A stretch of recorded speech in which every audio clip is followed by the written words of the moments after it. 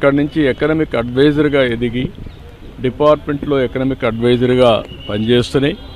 ఆ తర్వాత మనం చూస్తే ఆయన ఆర్బీఐ గవర్నర్ కావడం, అదేవిధంగా డిప్యూటీ చైర్మన్ ప్లానింగ్ బోర్డు కావడం, యూజీసీ చైర్మన్ కావడం, ఇలాంటి అనేకమైనటువంటి ఉన్నతమైన పదవులు, అది పబ్లిక్ పాలసీ విషయంలో కావచ్చు, లేకుంటే ఎకనామిక్ పాలసీస్ కావచ్చు, ఇవన్నీ కూడా ఇన్వాల్వ్ అయ్యి ఫైనాన్స్ మినిస్టర్ అయ్యాడు.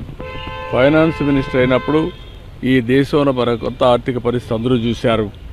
ఆ రోజు మనకు కావాల్సినటువంటి ఇంపోర్ట్ చేసుకోవాలంటే ఫారిన్ ఎక్స్చేంజ్ లేని పరిస్థితిలో ఎకనామిక్ రిఫార్మ్స్ తీసుకొచ్చారు. ఒక దిశ నిర్దేశించారు.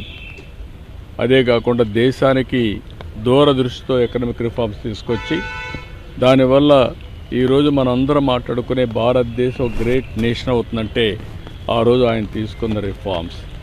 ఆయన ప్రధానమంత్రిగా మీరు చూస్తే అతి ముఖ్యమైనటువంటి 4 పబ్లిక్ పాలసీలు తీసుకొచ్చాడు.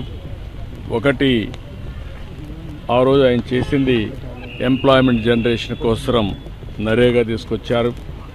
రైట్ టు ఇన్ఫర్మేషన్, ఈరోజు మనందరం కూడా ఇన్ఫర్మేషన్ ఏది కావాలో తీసుకుంటున్నామంటే ఆ రోజు రైట్ టు ఇన్ఫర్మేషన్ తీసుకొచ్చారు. రైట్ టు ఎడ్యుకేషన్, కంపల్సరీగా చదువుకోవాలి, ఆ విధంగా రైట్ టు ఎడ్యుకేషన్ తీసుకొచ్చారు. ఈరోజు యుఏఐడి కింద ఆధార్ ఏదైతే అథెంటికేషన్ ఉందో అది ఎక్కడ కూడా ఏమాత్రం కూడా ప్రభుత్వం ఖర్చు పెట్టే డబ్బుల్లో ఫ్రాడ్ లేకుండా చేయగలిగారంటే అది ఒక పెద్ద అసెట్గా చేయగలిగారు. ఇలాంటి వినూత్నమైన పాలసీలు తీసుకొచ్చిన వ్యక్తి మన్మోహన్ సింగ్ గారు. ఎవరికి కూడా ఈ గౌరవం దక్కదు. ఒక అకాడమిషియన్, ఒక పాలిటీషియన్, ఒక ఎకానమిస్ట్, ఒక బ్యూరోక్రాట్, ఈ 4 కూడా సమర్థవంతంగా పనిచేసిన వ్యక్తి, రాణించిన వ్యక్తి మన్మోహన్ సింగ్ గారు. అలాంటి వ్యక్తి ఈరోజు మన దగ్గర లేకపోవడం చాలా బాధ, దేశానికి తీవ్రమైన నష్టం. కానీ ఆయన ఐడియాలజీ శాశ్వతంగా ఉంటుంది. ఆయన ప్రారంభించిన రిఫార్మ్స్ శాశ్వతంగా ఉంటాయి. ఈ రిఫార్మ్స్ని ముందు తీసుకుపోవాల్సిన బాధ్యత ఈ దేశ ప్రజలందరిపైన ఉంటుంది. అది తీసుకుపోతామని తెలియజేసుకుంటూ అందరికీ నమస్కారం.